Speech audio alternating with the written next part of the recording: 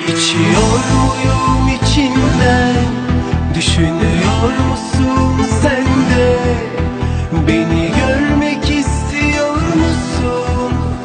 Sudan bir sebeple dolaşıyorsun içimde.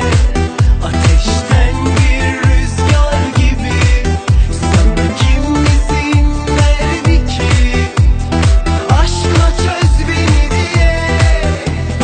Her sabah çiçek gibi açılan o gözlerini görmenin sihrini sen bilemezsin ki.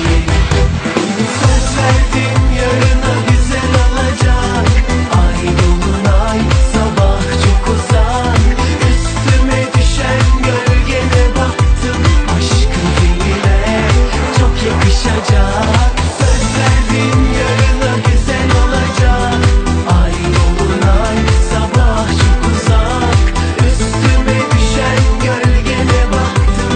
Aşkın tenime çok yakışacak. Aşkın tenime çok yakışacak.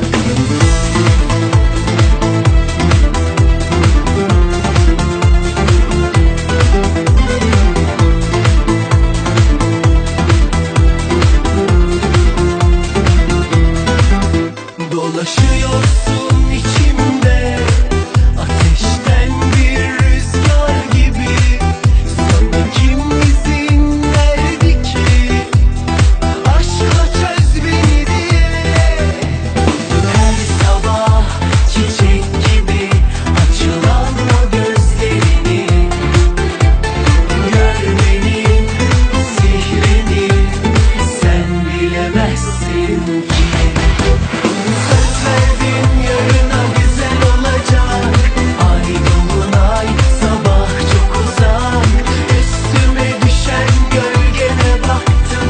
Aşkın tenime çok yakışacak. Söz verdim yarına güzel olacak. Ay dolunay sabah çok uzak. Üstüme düşen gölgene baktım. Aşkın tenime çok yakışacak. Aşkın tenime çok yakışacak.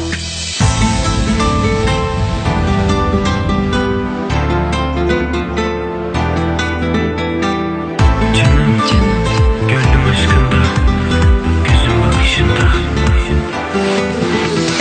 Söz verdim yarına güzel olacak. Ay dolunay sabah çok uzak. Üstüme düşen gölgene baktım. Aşkın tenime çok yakışacak. Söz verdim yarına güzel olacak. Ay dolunay sabah çok uzak. Üstüme düşen gölgene baktım. Aşkın tenime çok yakışacak. Aşkın tenime çok yakışacak.